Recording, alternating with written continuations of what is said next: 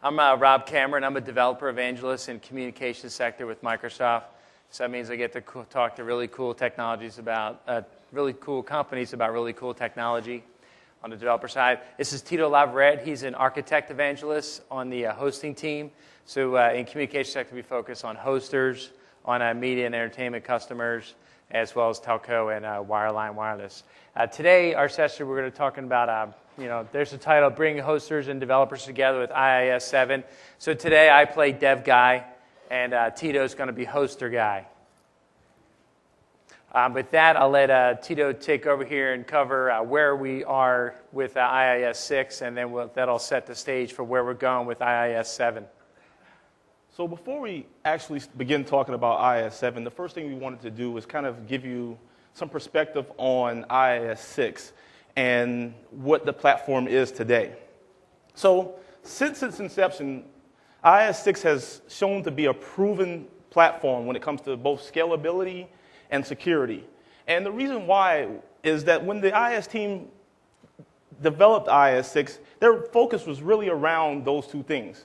Everybody remembered the IIS5 days, everybody remembers Code Red, everybody remembers NIMDA. So there was a real focus around making sure that we made IIS6 a very scalable as well as a very secure web server.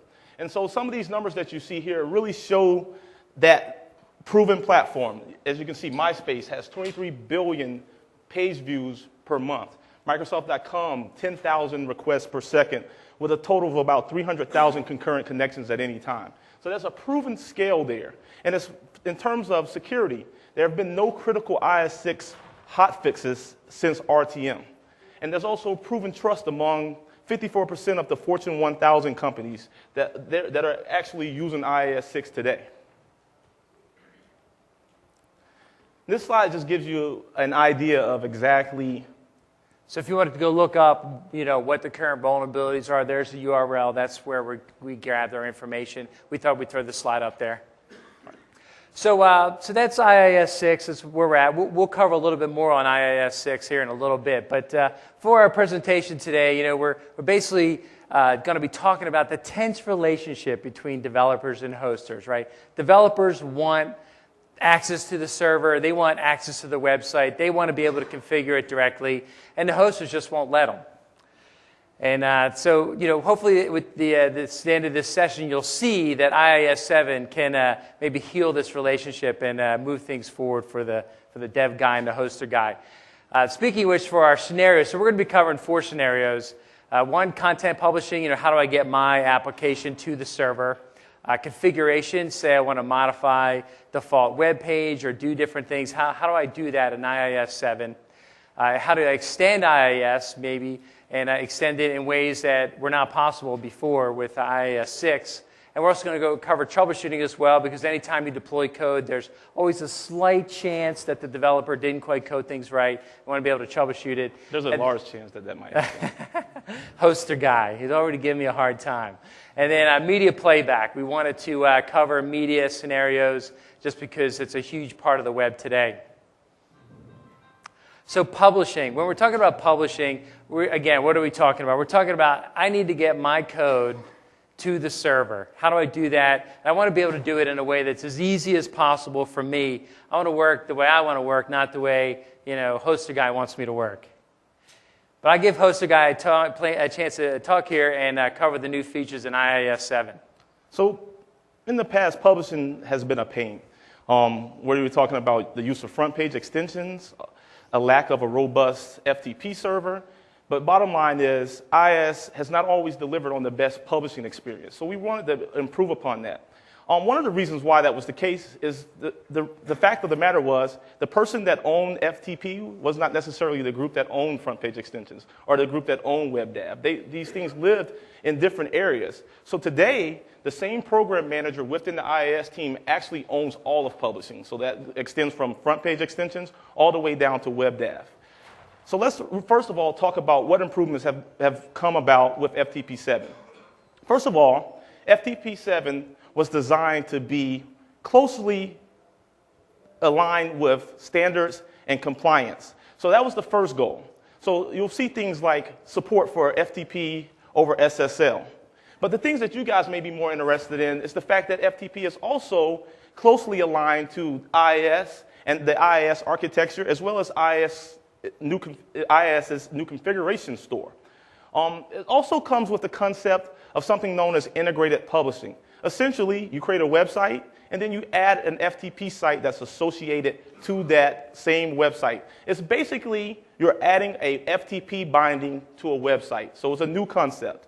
The content is published in a single place, and so there's no separate FTP site for your website. Finally, the ability to use non-Windows users for authentication. So if you want to place your users in a database or in an XML file or a comma delimited file, you have the ability to do all of these things. Something else that we're working on that will be released later on and is available in beta on the IIS.net site is a new improved version of WebDAV. So WebDAV is very appealing, especially to hosters, because it eliminates the need for actually having to have additional ports open for FTP. The same ports that you use to view your website are the same ports that you use to actually publish content to your website. So it has full support for both HTTP as well as HTTPS. Another thing that's not necessarily IIS related, but is very important to developers, is something that we've been making available to our hosting customers, and that's the database publishing wizard. So you develop your application, it includes a database that's built maybe in SQL Express, and now you have to have some way of getting that database uploaded to your website, and then moving that SQL Express database into a full version of SQL, whether that's SQL Standard or anything above SQL Standard. So with that, we're going to do a demo here of the publishing functionality that's available, and we're going to demo WebDAV. So just a little bit on our setup here. This laptop has a Windows Server 2008. It's a standalone laptop. It's not in the same domain as this laptop. We just have them connected with a crossover cable. So there's no domain or any kind of authentication as far as these two machines are concerned. They're just two separate machines and in two separate security domains. So let's pretend this is the internet. That's right. Today. So with that, what I'm going to do is I'm going to switch it over to the developer machine. Great. Okay. So here I am on my machine. I'm dev guy. I have some code that I want to deploy up to the server. And so, before with IIS6, you have the IIS6 manager, right? With IIS7, they have a whole new UI that we saw that Scott Guthrie had demonstrated. But one thing that wasn't demonstrated that I wanted to show here is that I can connect to my site using the IIS admin console, and it works over port 80. So this means that I'm able to manage my site remotely using this great tool. Take the HTTP out, thanks, man. Sir. There you go. Hosting guy helping me out already. Always have to tell the developer exactly how to do things from the beginning. There we go. So this account here that I'm entering is just an account that hoster guy would just set up. Hey, I'm a new customer. Here's your credentials to access the server. So this is a Windows account that I've already created. So let's pretend that I've provisioned a skeleton of a website for developer guy. And it also included users. These users could be stored in AD. These users could be local users, or they could be stored elsewhere. IIS comes with the concept of what's known as an IIS manager user. And essentially what happens is you can create that user, and that information is stored in the application host config file, which we'll talk about what that is later. But essentially it's stored in IIS's central configuration store, and the passwords are encrypted. So that information can be stored there, and you can use those users to actually log in to the IIS manager as well. That's great information. And so here I am. I'm on my site name is contoso.com, and it lives on this laptop. And I'm connecting to it from my laptop, just like you would want to do in the real world for your scenario. So now I can see my folder, and I can see some cool stuff that I can do in IIS7. But I really want to get my content over there. So what I'm going to do is I'm going to map a network drive, and I'm going to map it to http://contoso.com. Now I'm going to enter a different username. I'm going to use the same name that I had just entered to connect with the admin console, the IIS admin console. Click OK, finish.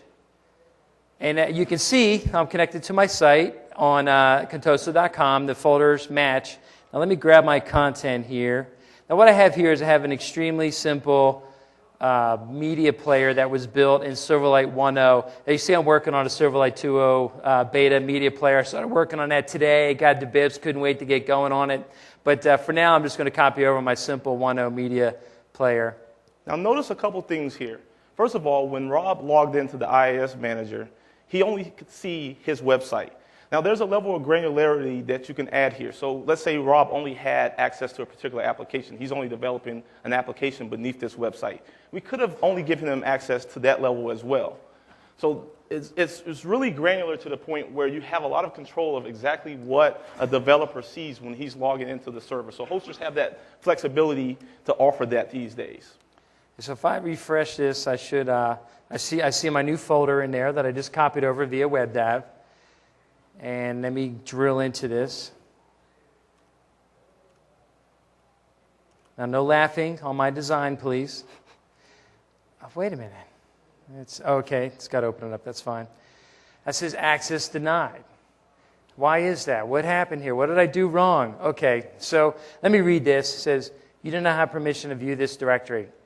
So in the past, when I've encountered this error, it's been usually because I'm not accessing the default page. So let me just try that manual here to see if this was the issue. So normally he would call the hoster, especially if there was not a control panel that was offered.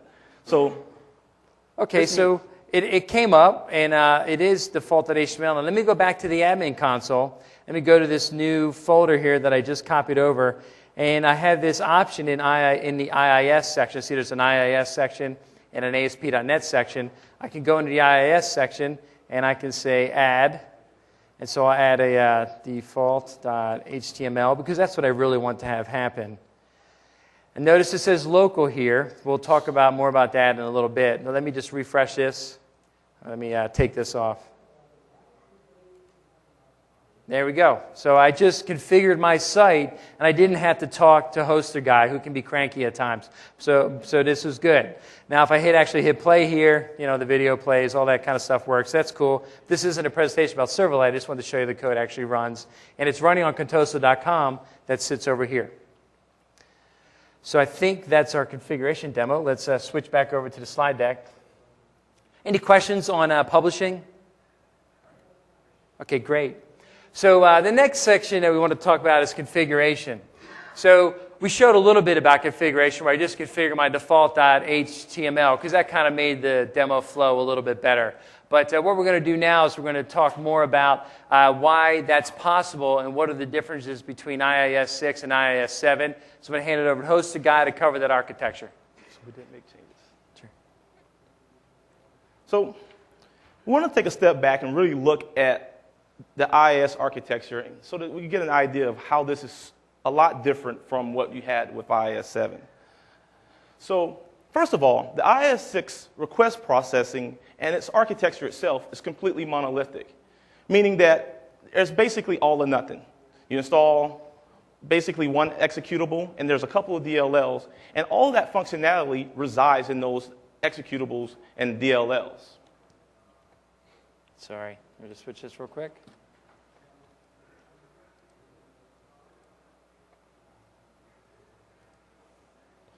So IIS6 monolithic implementation means that it's very hard to actually extend functionality to the server itself. So you have the ability to extend IIS. You either have the choice of using an ASAPI filter, or you have the choice of an ASAPI extension. And we know the problem with ASAPI extensions. It requires that you develop them using C++, and nobody really wants to do that, right? Any C++ coders out there? I didn't offend anyone. Yeah, there we go. That's one. There's always one. And you still don't want to write any ASAPI filters.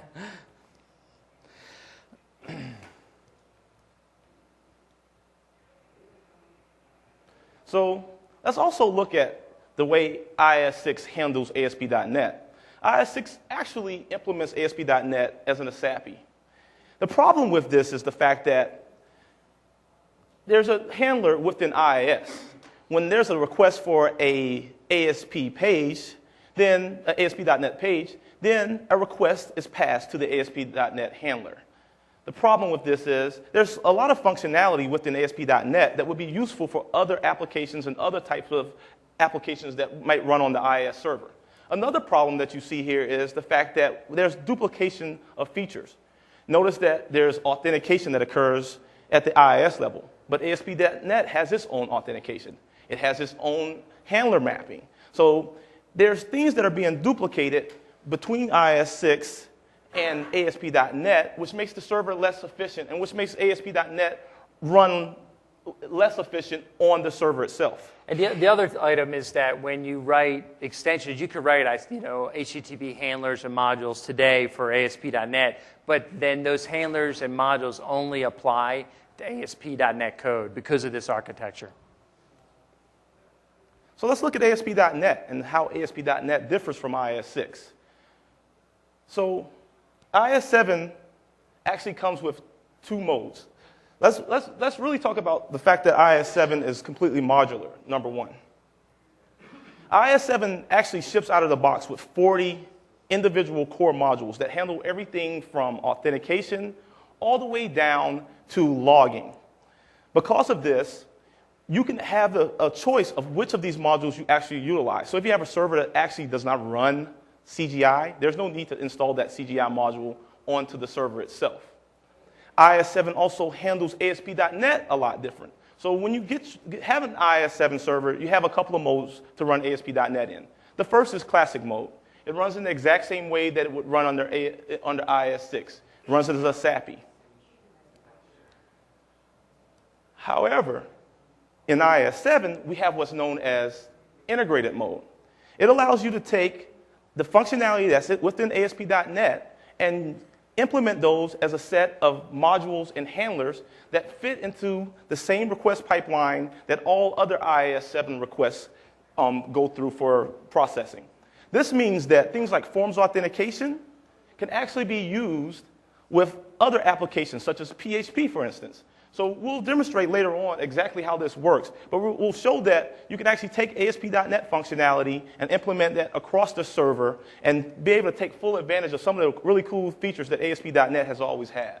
Now, the one thing I'll mention here real quick is when you upgrade your applications from IIS6 to IIS7, there's a potential that you have some customizations that aren't compatible with integrated mode.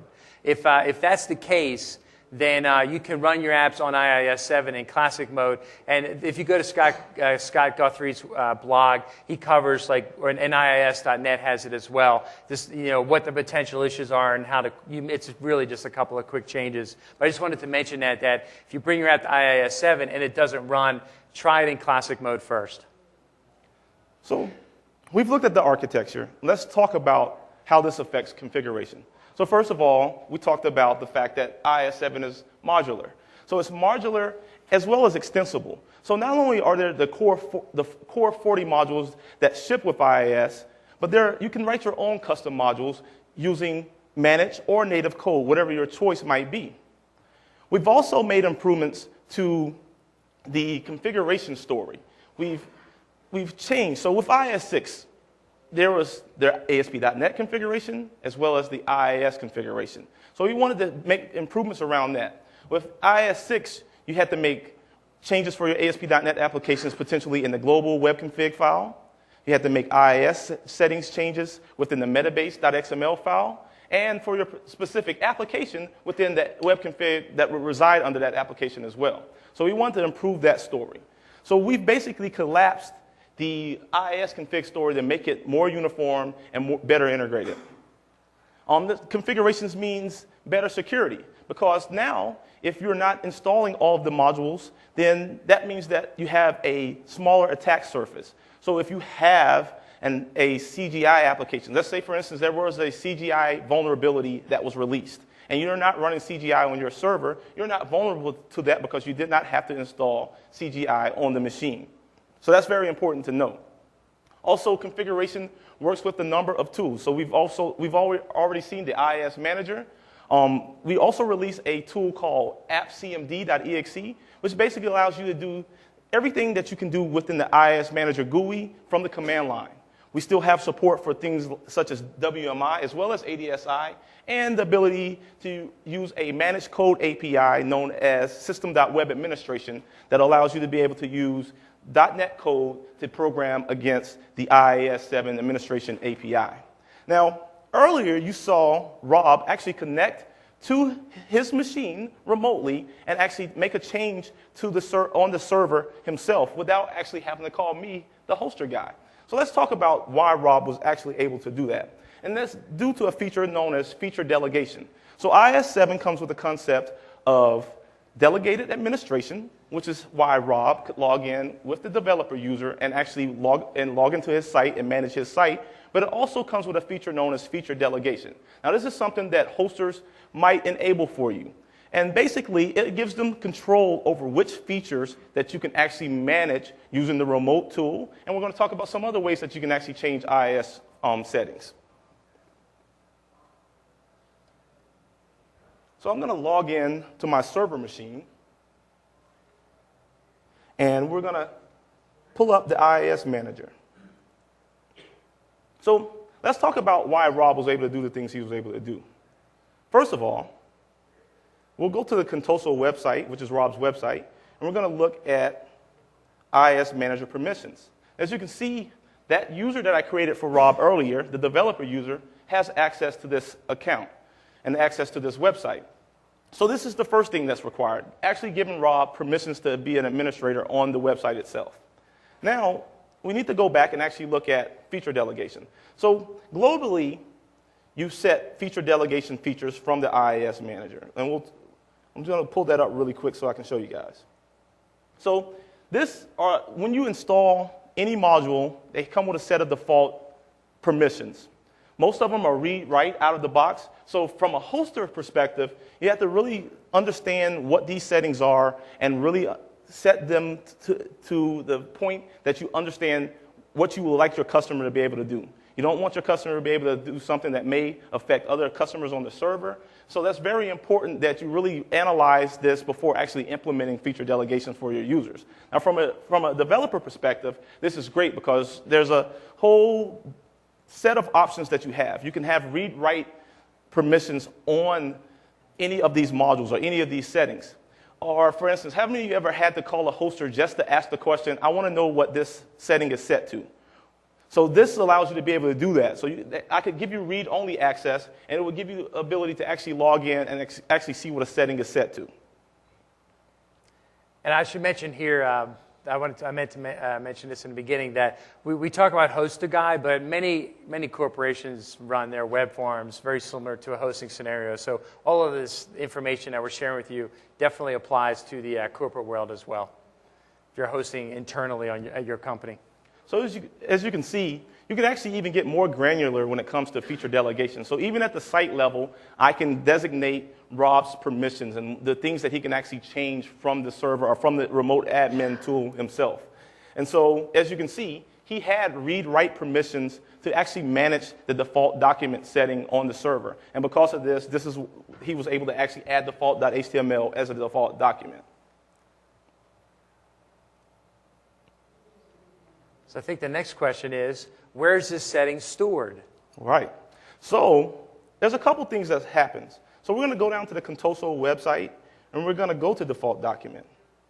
And as you can see, because default document is actually a delegated feature, this means that this configuration is actually written to the web config, as you see below.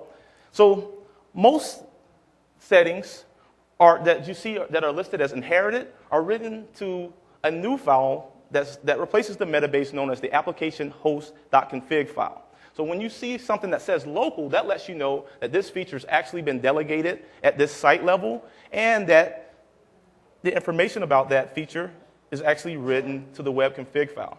So this is the exact same web config file that you use for your ASP.NET applications. The only difference is we've introduced a new namespace that's known as the system.webserver namespace. And this is where delegated IIS configurations can be written. Now, this is very important. Rob used the IIS manager to make this change. However, you could handwrite these configurations, as long as those configurations have actually been delegated to you as a developer. So this means that if Rob were to take his website and leave me, and I did not provide him with the services that he required, he could take my site to another hoster and very well expect that his site is going to work for the most part. So it allows him to be able to move his site around and copy and deploy his website across multiple servers without a whole lot of pain and hassle. Great. I think that's so that's configuration, and that was the demo that we just did. Any questions on configuration? Yes. What happens if you don't have security rights to change certain values, but then you push a book up, thing up there that changes it? So so the question was, what if you don't have rights to edit a particular setting, but the sneaky dev guy like myself tries to sneak in these changes via web.config because I'm aware of the new namespace in web.config. Those will actually be ignored. Actually, that's not the case. Oh, it's not? So Oh, the okay. functionality has changed somewhat. So in RTM, See, hoster guy, man. right. So let me answer the hoster guy questions.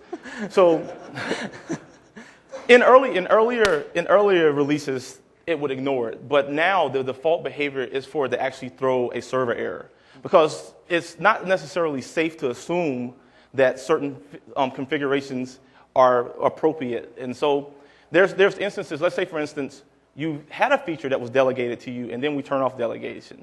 And we don't know if there was for a security reason or not. So now we'll throw an error. So there's the ability to change globally that functionality and how that actually works. But out of the box, it will actually throw an error. Cool. Exactly. Right. So it will recognize that this feature is no longer delegated, and therefore I should throw an error because my web config is trying to the developer guy is trying to do something that he's not allowed to do.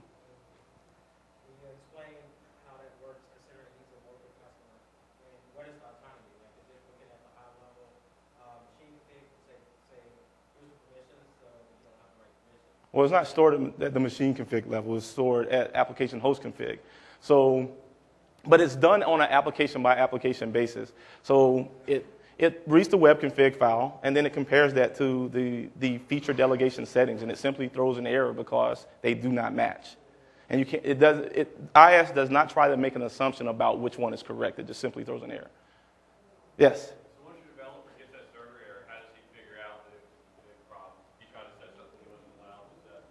So the question was, once the developer gets the error, how does he figure out what's going on? So the error actually responds. So when you have remote custom errors turned on, the developer can see it, but typically a hoster is not going to do that. The errors actually specifically will state on the server side locally that this is the reason why. There's a config mismatch between web config and application host config, and that's the reason why that error was And in thrown. the next demo, we will show the new feature failed request tracing. That'll help you troubleshoot that. Yeah, well, it throws a 500 error, of course. Yeah, So your this is site's something down. that would be enabled during the upload process. And that's why I mentioned earlier that it's very important that hosters that are deploying this technology really understand the paradigm and understand exactly what they're doing and understand what settings need to be set there. So it's really important that the developer and the hoster actually work together to understand those features. Thought I saw another question. Yes. Is there a global error log for a site that a user or developer can check on a regular basis for errors? So the question was, is there a global error logger site that the developer can check on a regular basis? We're actually going to demonstrate that in a couple of seconds. But yeah, you can actually set up a global log, a centralized log. Is that what you mean? Well, I mean, obviously, if we go on that direct page, I'll see the error there. But Right. say my hoster guy changed something overnight. I don't know it's by direct received. If I check an error log on a regular basis, I would see those errors. That's right. Right. It's hoster guy's fault. Yeah, I'm glad you brought that up. You'll see the normal server errors that occur that are associated with that site, but also we're going to show you actually how you can actually drill down and determine exactly where that problem lies. Yeah, absolutely. Okay, great. Thanks. Those are great questions. Yeah, one more question. Yes. So for deploying across multiple web servers, so that config file, I can put that in my source control, and that can be part of my deployment? Yes. Right. Absolutely. Right, so if you had a web form, so the question was, if I had a web config file and I want to do it in a web form scenario, could I deploy that same web config file across multiple servers and expect that the websites will work on each individual web server? And the answer to that is yes.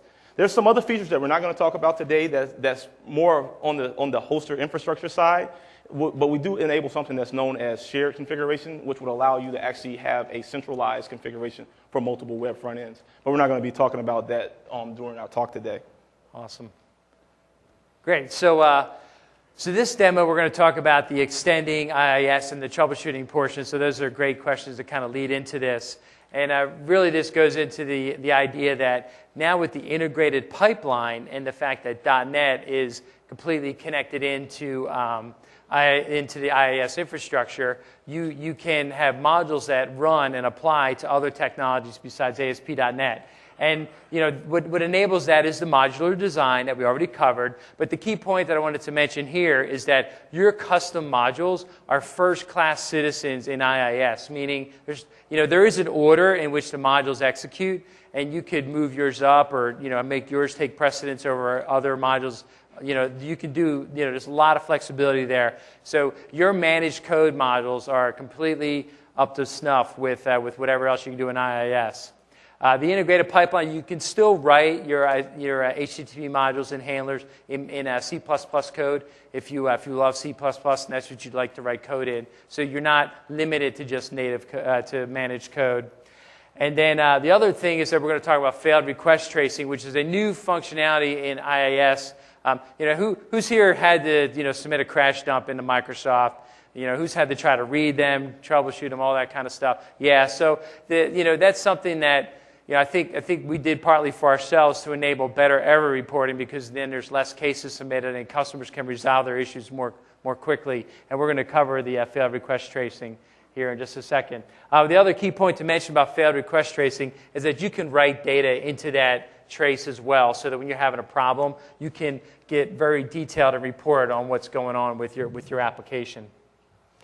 So with that, we're going to jump into our extending IIS demo. So the scenario that we have is an image copyright module. So this is a module that applies a message and overlays it over images. And so it'll overlay it over any image that's served from the site. And it's written in C#. Now this whole module, I'm not going to take you through the code line by line or really dive into it. We're going to talk about the architecture and the configuration, but there's a great tutorial walkthrough on IIS.net that talks about this exact module. So to really kind of drive the integration and story with ASP.NET and IIS at home, we're actually going to demo the extensibility as well as the integrated pipeline using a PHP application. So we have an application, an open source app called QDig, which is basically a simple photo gallery. So the first thing we want to do is actually show ASP.NET integrated and with IIS and to add functionality to this PHP application that has typically been enabled for ASP.NET. So the first thing I'm going to do is actually enable forms authentication to password protect my QDig site that's stored on the server here. So here on my machine, I just wanted to show you, here's the PHP app QDig running on contoso.com out of the QDig directory. And if I click here, the PHP app's running, and the copyright module is already enabled. But you can switch it over to the server now and show how to add that the integration. So the first thing we have to do is make sure that we actually have a user that can log on to the website or to this particular application itself. So in ASP.NET 2.0, we introduced the notions of roles providers and membership providers. So ASP.NET and IIS work very well together when implementing this to work for forms authentication. So the first thing you see here is I have a .NET users section of the admin tool. And here I've already created a user called demo user. Now demo user is a user that's stored in a SQL database. You can configure your connection string to this database using the IIS manager. This could be a SQL Express database or any other SQL database as well. It also has supports for Active Directory users and Windows users. In this case, though, we're going to use a user stored in a database. So that user is already created. The next thing we need to do is actually make sure that forms authentication is enabled. So it's not, so we need to actually enable forms authentication. and gives us a warning that tells us that we can't have digest or challenge response enabled at the same time as forms authentication. The next thing we have to do is enable an authorization rule for our QDIG site. So authorization rules allows you to provide access to resources within an application or within your website without actually having to fiddle around with access control lists. ACLs can get very messy for this type of functionality. So what we're going to do is right now, all users have access to the QDIG site. What was the right one still? Okay, cool. And what we will do here is add an authorization rule that says only the demo user will be allowed to log into this site. So as you saw, I was able to access the site on my machine without any authentication previously. Right.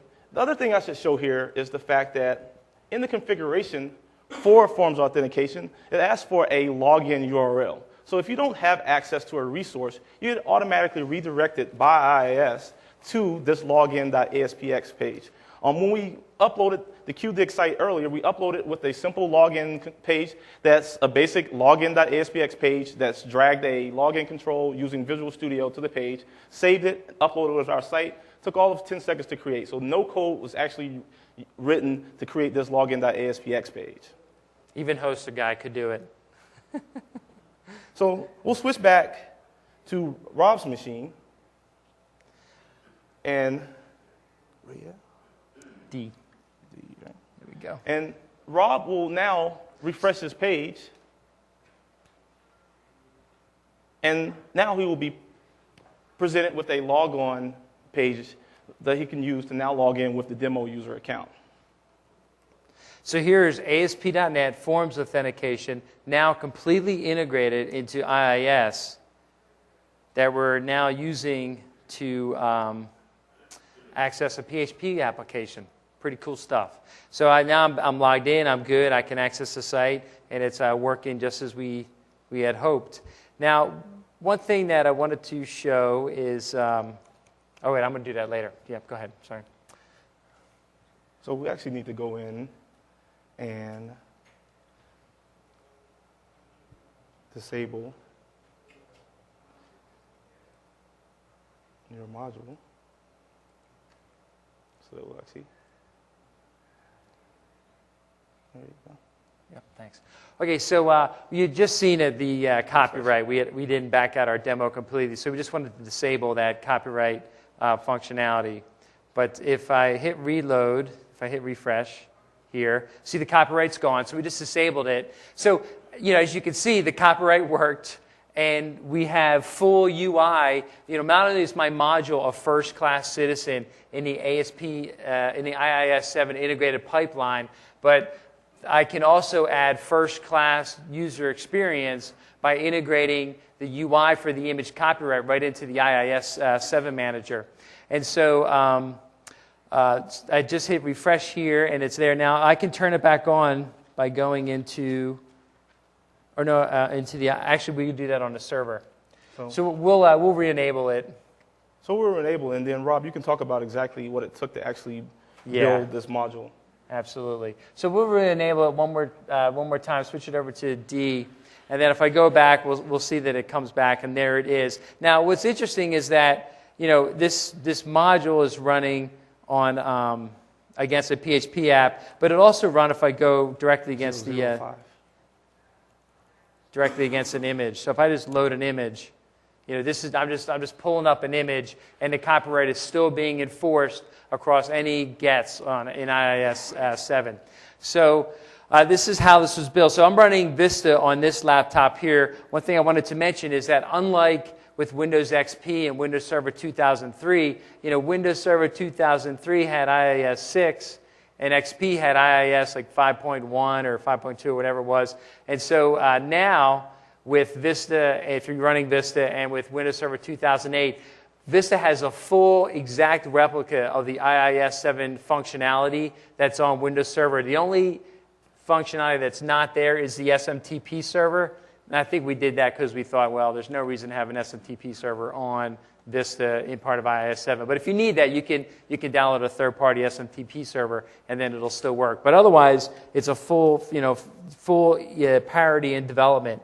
So this module is this is the code here. Hopefully y'all can see that. Let me maximize it. Now the code just sits in app code. This is the actual handler. The handler code is exactly like the type of code that you would have written for an ASP.NET handler. Has anyone here written a handler or have a handler in production? Yeah, okay, so we got a bunch of hands that went up there. So those handlers would work just fine in IIS7. And you pretty much implement process request, and then here's the code to read the configuration, and we'll show you the configuration in a little bit, and then basically write out the image and overlay the writing. And this module only works for JPEGs currently, but you could certainly extend it and modify it that way. So that's the handler right there. That's the code, and that's the same exact thing as what's in IIS today. Now the additional functionality that is interesting, I think, is the functionality to enable the UI portion of this module, this handler. So part of it is in web.config. Meaning, if I go down in web.config, we see that the image copyright information is stored in web.config. Now, who can see something here that's different than what you normally do with your application settings? So my question is, when you do application settings, where do they usually sit? They usually sit in the app settings section, right? But if you notice, the image copyright settings live within that new IIS7 namespace, the system.web server. So that's very powerful, because what this means is that your custom modules and handlers can actually be manipulated and configured with app.cmd.exe just like any other module. So again, a first-class citizen, totally integrated. Now the other portion of this code is the UI. So the UI assembly gets put into the GAC on the server. Wait a minute. It's signed, yeah? I'm not going to let you put it in the GAC. Okay, we're going to have to throw down then, man. No, I'm just kidding. So the UI is basically there's a module provider. It's a very short class, and this class is the actual class that gets that is in the GAC, and it's what IIS7 uses to load your module provider. Here is here's the classes you inherit from. The other code of it is the actual UI itself. So you've already seen the UI in IIS7, and that form, that window that you edit is this code here. So I click on this and go View Code. Now the reason why I did View Code is that if I just double-clicked on a class that implements module page, it won't render in IIS, inside of Visual Studio. So there isn't a visual designer for module pages in IIS7, because the module page is a special page that loads into the IIS7 snap-in. So hopefully the product team will have some time and we'll create a visual designer for module pages. But the way to create this is to build a WinForms form first, kind of lay it out, get all your code wired, and then inherit from module page and just modify that so that your GUI is laid out. You don't have to do that purely programmatically, and I think that's why they figured they could get away with it. So this module page just implements the UI to enter in the text for the message, that lets you select the color, and lets you select whether it's enabled or not. The other piece of this is, how do I actually configure it? And so, as we all know, iNet Serve contains IIS7 configuration. So if we go into the config directory, we see this administration.config file. This is the file where we have to put a reference to that module provider and say, hey, here's my module provider, here's the strong name to it, and then this is how this, and then it'll go grab it from the GAC and it'll load the UI into IIS7. And the schema portion, remember, my schema lives within system.web server, so you write a custom schema file that you put into the schema directory. So I have a copy of it here, and here it is. It's just your basic. If you've extended .NET schemas before, then this should look familiar to you. You basically define your schema where it lives, system.web server, image copyright, whether it's enabled, the message, and the color. So that's pretty straightforward. And then inside of administration.config, which I thought I had one open. Let me open it up real quick here. Now on Vista, with UAC enabled, I have to run as an administrator in order to get access to this file. So I'm just going to load up administration.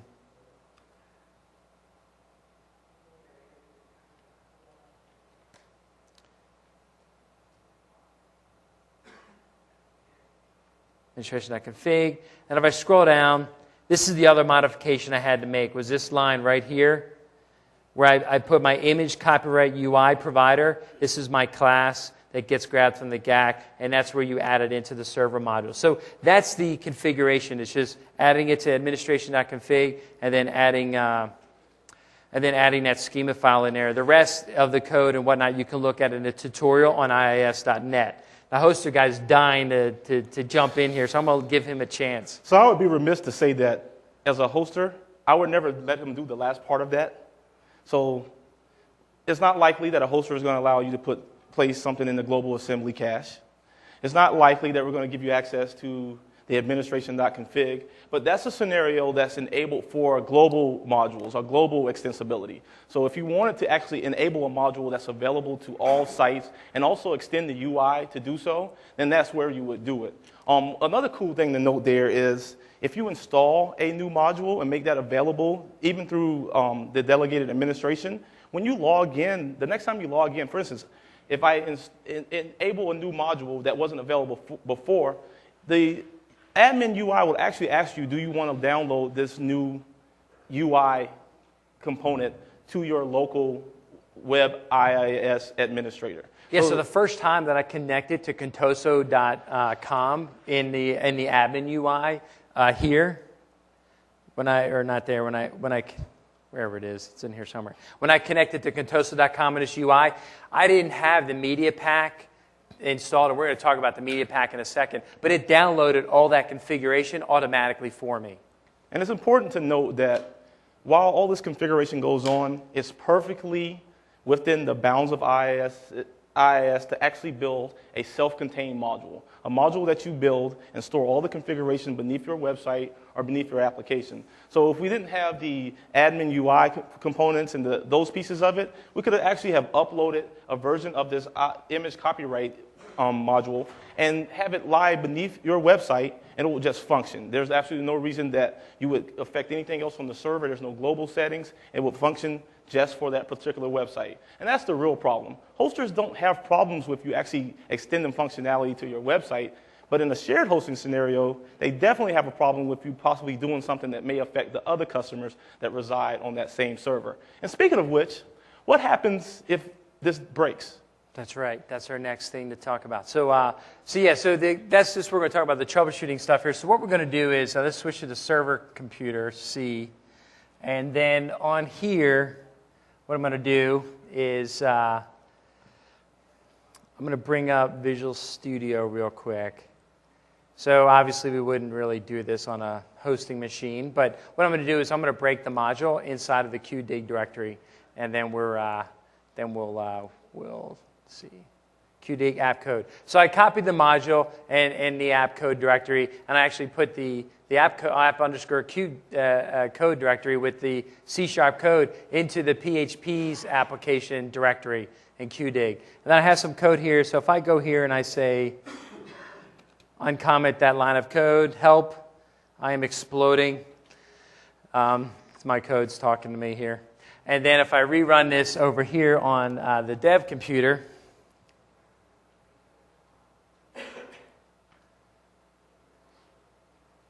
It is exploding.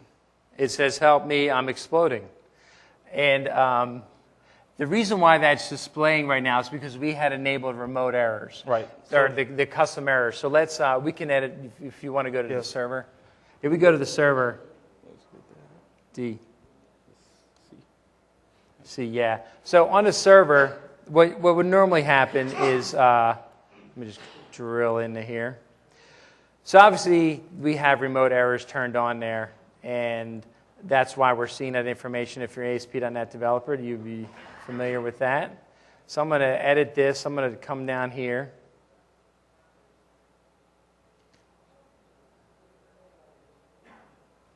Where did that go? Sections. System.web. There we go. So I'm just going to set it to on. And let me just check this real quick, make sure this works.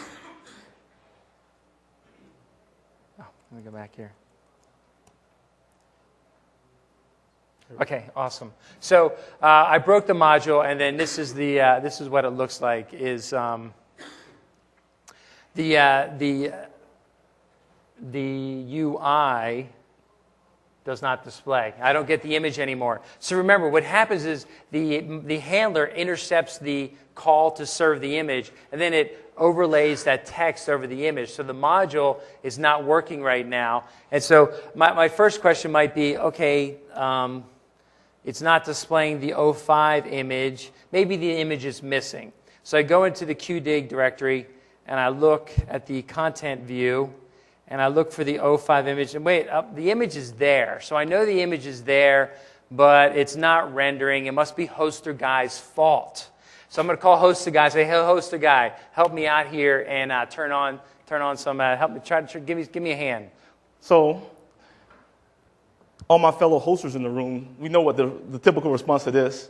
We do not support your code. Right. So, but I tell you what, I can help you figure out exactly what's going on, thanks to IIS7. So one of the things that IIS7 introduces is the notion of failed request tracing, having the ability to debug an application and log that application to an XML file so that you can actually get a step-by-step view of what's going on when that request failed. So I'm not going to actually configure the rules for failed request tracing, but I'm going to enable it so that Rob can actually do that himself. So I'm going to go down to the QDig site. Actually, first of all, in order to enable this, you have to do it at the website level and make sure that failed request tracing is actually enabled for this particular website. And notice here, I'm actually dropping the failed request trace logs to a log file directory beneath the website. This means that Rob will have access to view them himself without actually having to call me to send them to him. Yeah, so the logs directory is in my site. So one of the questions that we had was, hey, I want to be able to view the logs directly. We're going to show you that right now. So I think I'm good, so we can switch over to, so host the guy with kindly enabled failed request tracing on my website, and now I can configure it. So I can add a rule. I'm going to say all content. I'm just going to say, I don't know what's going on. I just want to be, any error, 400 to 900, 403, 401, whatever, just write it out to 500 error. Just, generate a log. Now, notice here, there's other options as well. You may not be able to read the second one, but it says time taken in seconds. So you could enable failed request tracing to find out what's taking all of the time on your site if it's like running slow. So technically, it doesn't have to be a failed request. It could just be a very slow request. A very slow request, exactly. And then you can also, look for specific events, whether it's an error or critical error or warning. But right now, we're just going to do status codes. I'm going to say for all content, I'm going to say finish. Now, before I make another request, let me go into my folder here.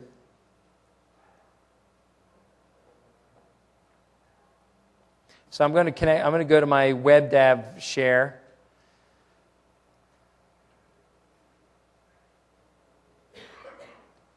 And hopefully that will come up here. I think your connection may have timed out, sir. Yeah. I suggest reconnecting. I'll just reconnect. So, WebDAV is still in beta. Let me disconnect here just real quick to speed things up. And then if I want to map a new one. Yep. Okay, so let me just do a real quick map. Network drive.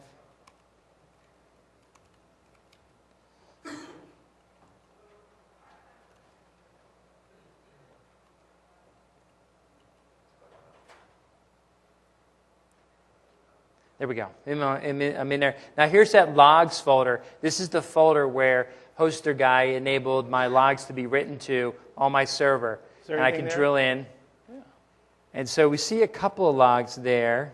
We need to run it again. Now let me hit the site again. So let me just, every time I hit a site, I'm generating a log. So I hit site 3 times, and it's currently at number 4.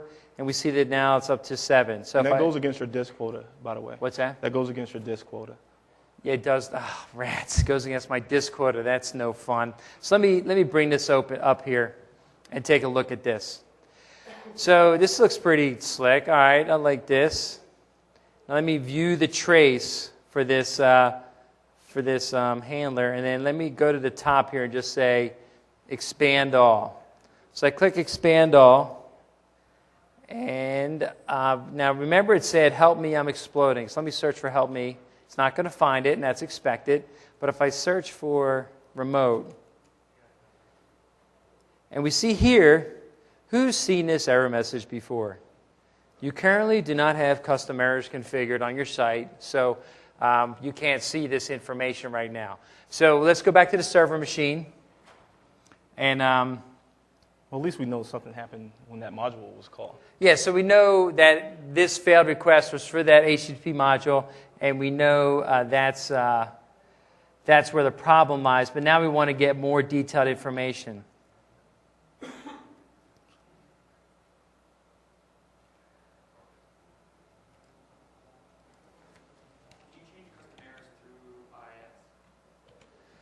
There is a setting to configure it, but it doesn't let you set it to off. It only lets you set it to like custom errors or like detailed errors or like detailed errors locally. But we tried the UI and it didn't let us get to where we actually saw the error remotely. Yep. So I could edit a web.config and I could have copied it over via FTP and put it onto the site. Did I say that? It seems to be. That's what we ran into. Yeah, that's exactly right. That's what it seems to happen. So now I just enabled it, and if I hit the site again, and I refresh my WebDAV share, I look at the log. So notice all hosted guy had to do, he had to get up in the middle of the night, he had to enable failed request training, and then he went back to bed. And then I could have just copied up a new web.config over the share, but for any issues of time, we just did it real quick this way. So this is letting me, sort of troubleshoot my own problem since, it is my code and all. So let's talk about what would be a more likely scenario other than the hoster guy waking up in the middle of the night.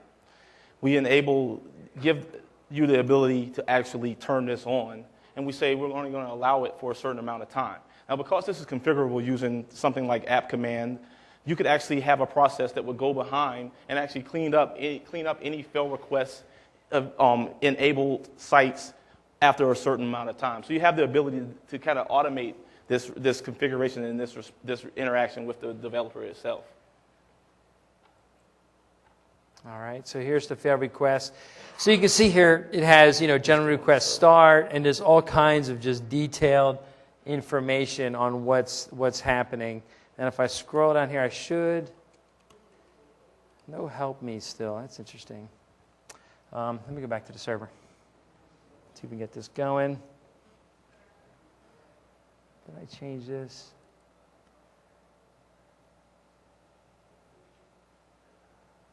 Custom errors mode off. That's what it was originally, right? What's that? It's in case sensitive. You think it should be? Okay. Oh yeah, no, I'm pretty sure it's lowercase. It shouldn't matter. That shouldn't matter. It is capital. Okay, it will actually. Let's see. Yeah, let's see. Yep, that should do it. And then let me hit the site a couple more times.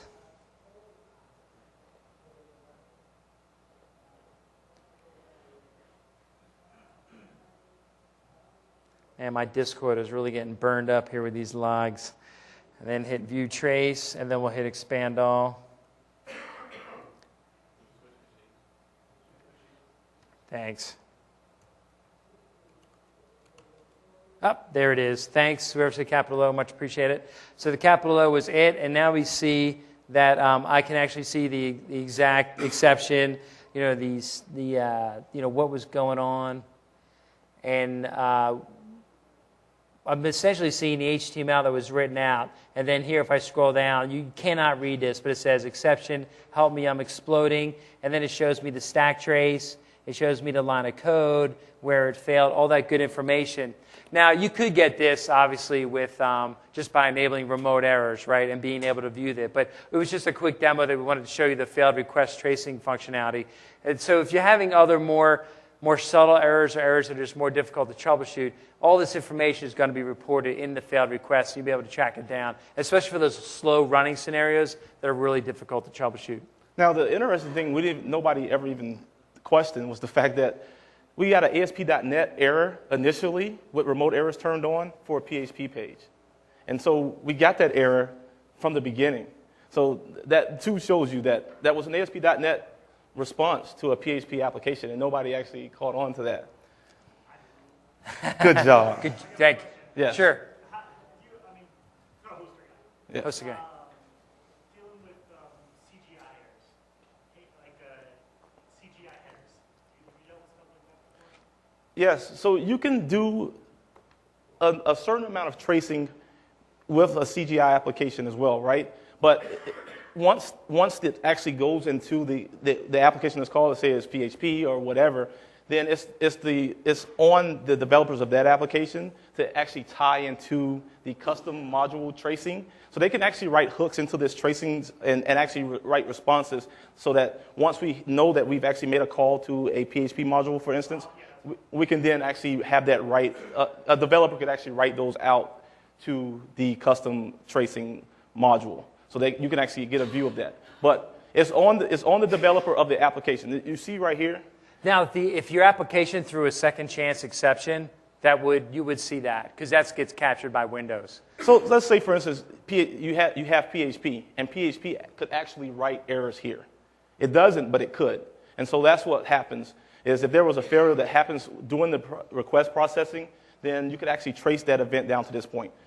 Without that, the only thing you'll know is that an error occurred within the PHP process, and then it would be on the developers of PHP to make sure that they're writing errors and hooking into the fail request tracing module, a model. I'm interested in the output of IIS from the CGI, so like standard error out. The standard error out. Yeah. Oh, can you get into that, like the actual CGI writing out to the console or whatnot? I don't know if you do that in failed request tracing. That's a question. But conceivably, PHP could write that standard out in this same type of way. It could plug into this tracing model and actually do that, but it doesn't. But conceivably, it could. So in order for Rob to be able to write to this, he's actually writing custom errors, and he's writing his exceptions out, standard out through the tracing model. But other applications actually do that as well. Now, today, that's probably not the case, but it's very conceivable that they could write those errors here. Yes? Is this tracing tied into the .NET built-in trace settings or anything related between those two? Yes. No, if you use the function, I want to mention that, so thanks for asking that question. If you use that functionality, it will write out to this failed request tracing as well. Is this outside the .NET IIS, or is it on top of it? It's all encompassing, so it includes the ASP.NET functionality writing out to it, and then, and really, because the ASP.NET stuff is writing out to the debug console, so this is going to capture whatever you write out to it. So basically, One issue that I've seen with the tracing is that if you deploy an application that's not pre-compiled, so it doesn't run time compiling, if you get a compile error at that point, your .NET framework knows what tracing one can trigger versus instance. Really? You can't catch that because it's before the application started. So it doesn't kick off the tracing. Interesting. I haven't tried that scenario with the failed request tracing to see if it would pick it up or not. but in this case, this tracing is actually implemented outside of the actual processing of the .NET app itself. Exactly. Yeah. So there's two separate things. It's basically taken that ASP.NET functionality and moved it out into its own separate module. And expanded it greatly. Switch to slides, I think. Yeah, almost finished. Yep, we're almost there. So that was the extending IIS. Great questions, and the troubleshooting as well. Questions? Is there any way to turn on the logging without having to call the host? Yeah. So out of the box, it's delegated to you. The question is, will the hoster actually delegate that ability? Because first of all, these responses and the logging is actually being buffered. So there's memory that's being utilized to actually do that. So to have it turned on for an extended amount of time, especially in a shared hosting scenario, would actually cause performance problems on the server. So you don't want to have that running. It should be used in a shared hosting scenario. It should be used on a case-by-case basis to help a customer troubleshoot an issue. But if host guy was nice, he would delegate that to me. Yeah, but like I said, there's some business processes that you could build around it by automating and say, I'll give you an hour window, and then after the hour window, we're going to disable that. So there's some things that you can actually do there. Yes. Turn that on a global level too. So hosters would probably turn it off on a global level. Right. Exactly, and only enable it for a particular website or even an application for that matter. Right, exactly. So you don't want to have that running. Awesome. So our last scenario, we have a quick demo. This scenario is again focused on the media pack that was released for IIS7, and Scott Gu had talked about that in this morning's keynote as well.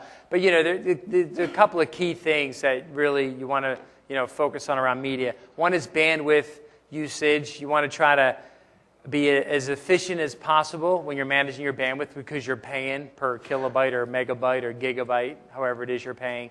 And then the other one is, the ad-driven model where you want to have ads that play no matter what and users can't skip them because then, we can kind of go to the TV model where the website's free, but the advertisers pay for those eyeballs on your site. And those are the two areas that the Media Pack focuses on. And I'm going to hand it over to host guy to take us through that.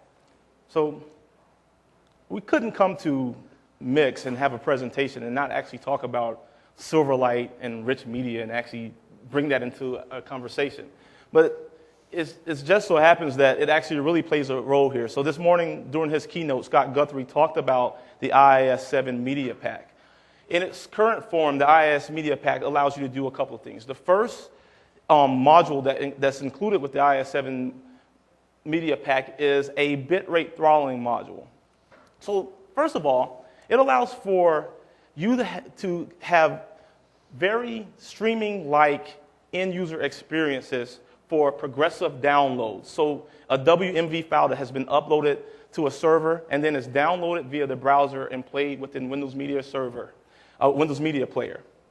It also allows you to reduce bandwidth. Scott mentioned the fact that a lot of times people are watching progressive downloaded content and then they're stopping that file in the middle without actually completely watching the entire video. So this is significant because in many scenarios, although you stop or pause that file, that file is either already downloaded or it continues to download. So you're wasting bandwidth there. So the first thing I want to do is actually show you guys Why don't you go to my machine, because then you can do the remote desktop. I already set you up. Yep. All right, so what we're going to do is we're going to demo this from the developer machine because we want to be able to show two machines at the same time. So hoster guy is going to remote into the server to be able to show you perfmon, and then he's going to load the content to run locally on the developer machine here. So here we have a media folder that has some Windows Media files within it. Just a couple of videos that we're using for demo purposes. I'll go back to feature view so that we can actually configure bitrate throttling. So bitrate throttling and the Windows Media, the IIS7 web server playlist module are both downloadable from the IIS.net website. So the first thing I want to show is how a server really responds when you have the bitrate throttling actually disabled. So I have a video here on my Contoso site. And just to make sure that I'm not serving this from cache, we're going to delete temporary files. And once that's completed, I'll actually pull up a 720p HD video that's stored on the server and that's been uploaded with my site.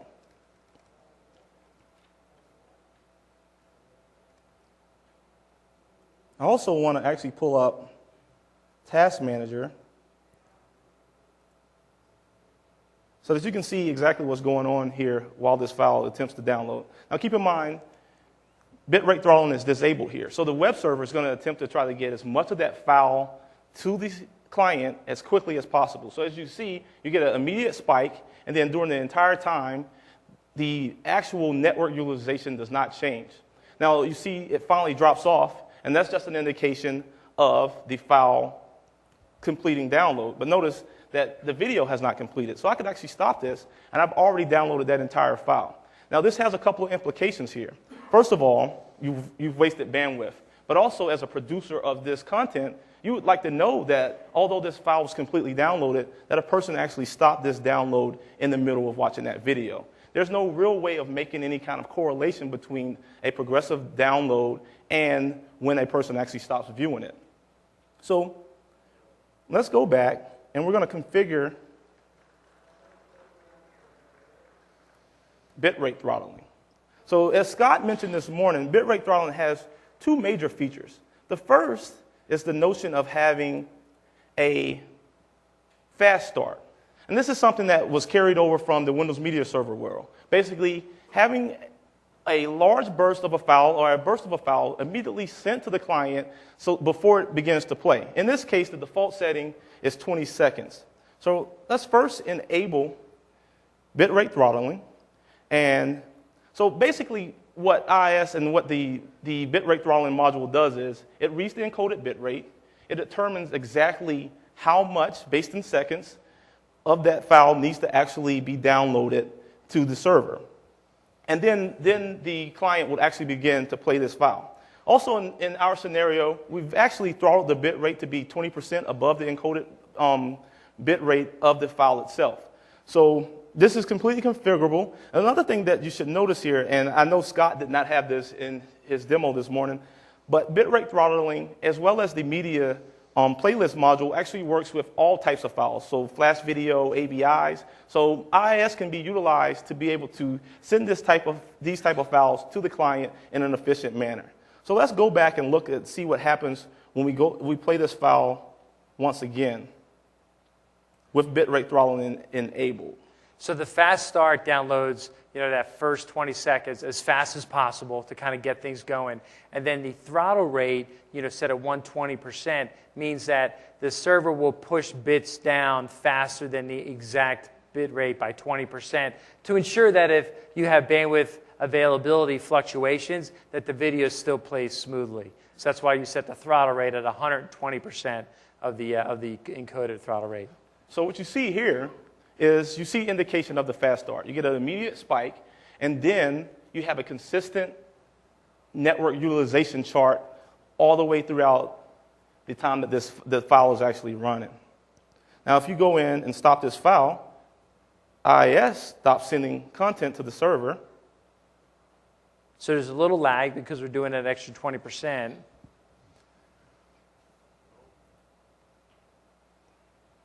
And you'll see where it actually chops off before the actual file is completely downloaded.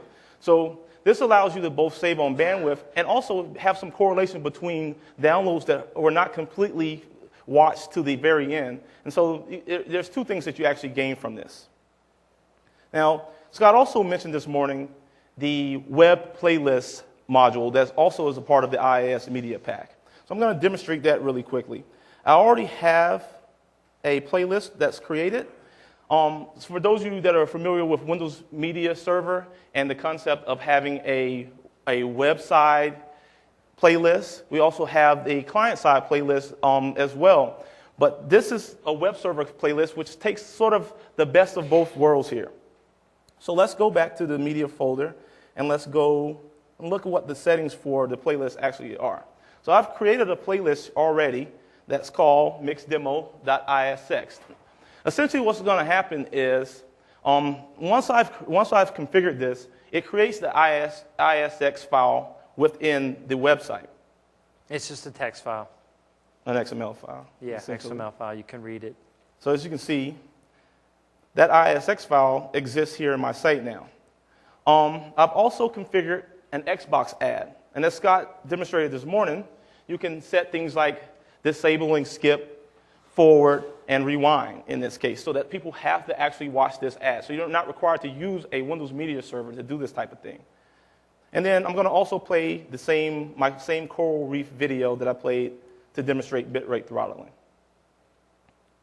Now, essentially what happens is when you make a request for this .isx file, on the fly, a client-side server list is created, an ASX file. In this ASX file, you basically have a unique ID or a GUID that establishes the path to each one of the video files or how many ever video files are on that list.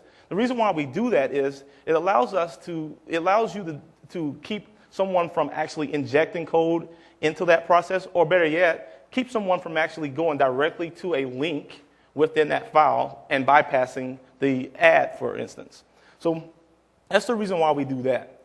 So let's actually make a request for this media file. Question? Is there an API or a way you can extend that so you can actually dynamically make that playlist and set all these properties? I'm not sure if they've made an API available, but it's still built with the same extensibility API that the module that he demonstrated. I'm not sure. The UI functionality is just there to help you easily write the XML file. So you could write any tool you want to write that XML file, and for sure. In fact, I think the Windows Media team has mentioned being able to make this code available, because they did mention that at one point. Yeah. So look for at some point this to either be available via IIS.net or even Codeplex or some other venue for the hacker's way would be to just configure an IIS and then look at the file, see what it generated, that you could generate in your own code. So let's play our mix demo ISX playlist. And as you can see, as this Xbox ad begins to play, I can't skip forward, I can't fast forward or rewind. I can pause it, but other than that, I can't actually skip to that file. Question? You sent that ad from the dev's workstation there, so you were just connecting as his rights and stuff like that. Actually, I was remote desktoped into the server so that I could show you the task manager and the server at the same time. Yeah, he could very well have, a client could actually do this, and this is a feature that can be delegated to the client themselves. So the content lives on the server, the playlist lives on the server. We're just doing it from the dev box so that we can remote desktop to do the first demo where we can look at the bitrate throttling. I understand. Yeah, okay, cool, awesome. All the features of the media pack can be done for access to control. Yeah. Yes. So you could actually build this functionality to configure this with your control panel or use the IIS manager to do so. So you have the flexibility to configure this either way, and this is something that you can delegate at the site and the user level. Yes? Can the administrator of IIS set restriction limits? Yeah. I wanted to make sure I can require it, a 20% burst at most, and then, in the end it fell off that way. Someone could go and reverse my default settings for it and just eat up all my damage right away. Yes. So the question was, can you set global limits so that you can keep a down-level administrator from actually setting something beyond what is allowed? And they actually, for bitrate throttling, there are global settings for doing this. It's actually at this level. And if you go to add throttle settings, you can actually set limits for fast start here. So I could say fast start to both at 20 seconds. Exactly. So, If they wanted to 10, they could move it down, but they couldn't go to 30. right. So you can force them to inherit the fast start settings that are coming from the server, coming from the global server settings. Any other questions? For the ads, can you control the number of impressions? So for this, hour only shows a person the ad once, and then send it, and then they'll get to not see it. Is that I'm not sure if they've added that level of granularity. What I would suggest, though, because a lot of this is still a work in process, and you're going to always see different revisions of this. If you go out to IIS.net, the team that has built both of these modules are really looking for feedback on how they can improve upon that. So that would be something they would be glad to hear. So you've seen all our scenarios, and through IIS7, hoster guy and dev guy are back on speaking terms, and we're probably going to go grab a beer tonight together and celebrate our session here, completing it. Summary, we sort of covered all this, but IIS6 is great. We think IIS7 is even better.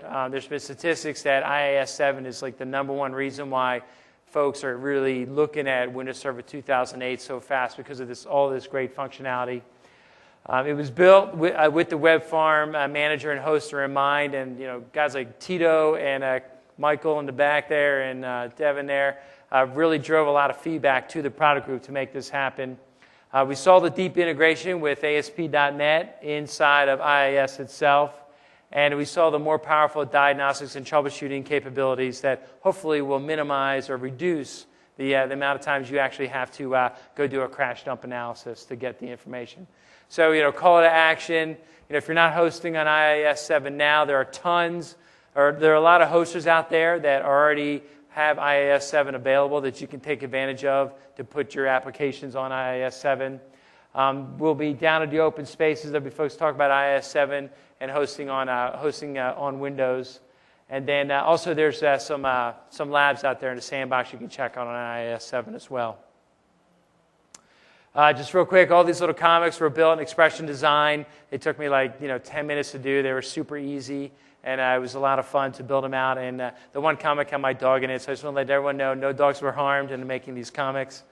And that's it. Hopefully you enjoyed this session. If you have any questions, feel free to use the mic or come on up.